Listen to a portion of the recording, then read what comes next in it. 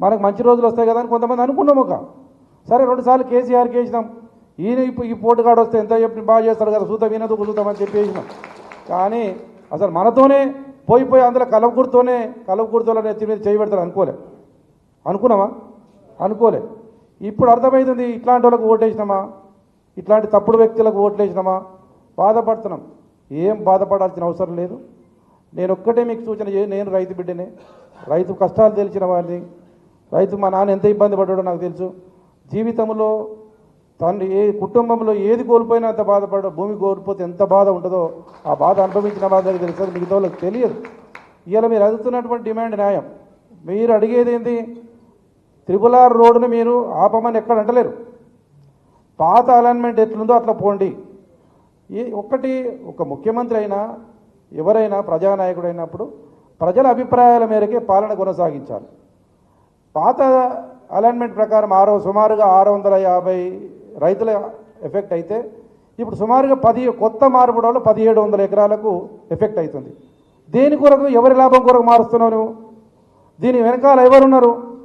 పాత అలైన్మెంట్ ఇచ్చినా నీ కమిషన్ రావాల్సిన కమిషన్ నీకు వస్తుంది కదా ముఖ్యమంత్రిగా. అంటే అది సరిపోదు.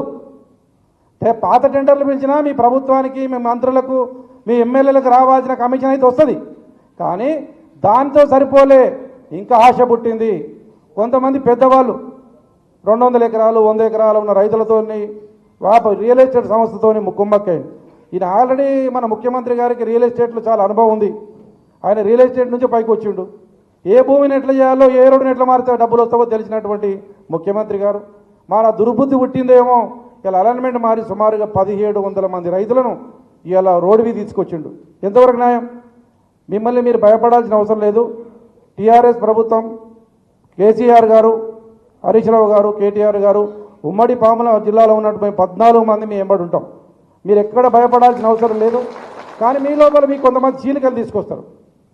ఆ చీలిక పోకుండా చూసుకోండి. కొంతమంది ఏమంటారే, ఏమైంది వాడు 100 ఎకరాలు ఉంటుంది, 10 ఎకరాలు పోతే నా డెవలప్మెంట్, నా ల్యాండ్లు పెరుగుతుంది కదా, ఏమవుతుందా అని చెప్పి ముందే పోయి ఇస్తారు. అందుకే రైతులందరూ మీరు ఐకమత్యంతో ఉండండి. ఐకమత్యంతో ఉండి చివరి వరకు కొట్లాడితే పోయేది ఏముంది?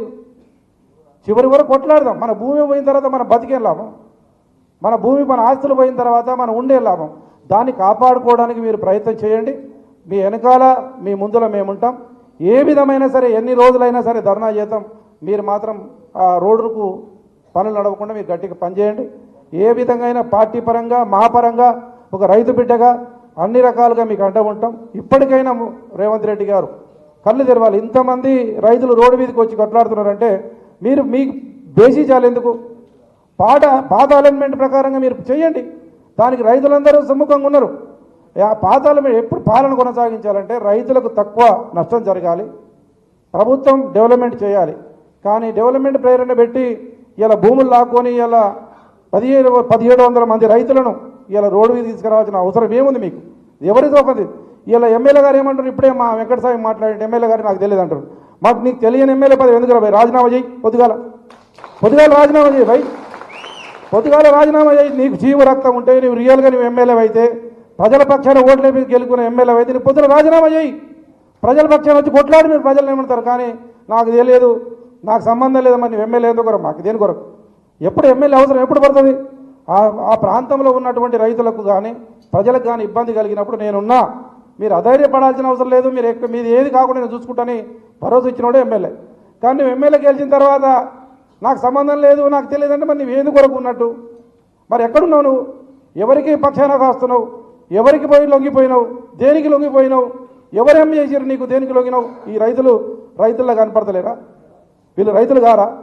1700 మంది పోయి ధర్నా చేయి, నిరాహార దీక్ష చేసి పాత అలైన్మెంట్ ప్రకారమే ప్రభుత్వంలో ఉన్నటువంటి ప్రభుత్వ ఎమ్మెల్యేనే ధర్నా చేస్తే నిరాహార దీక్ష దిగిరాదా? ప్రభుత్వం దిగుస్తుందా? దిగిరాదా?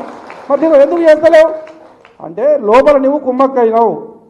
లోపల నువ్వు కుమ్మక్కై రైతులకు అన్యాయం చేయాలని, రైతులను ఎత్తిన చేతులు పెట్టాలని మీరు బడాబాబులంతా ఏకమై ఇలా సన్నకారు రైతులను ఇలా రోడ్డు మీద తీసుకొచ్చిన పాపం తప్పకుండా తగ్గుతుంది.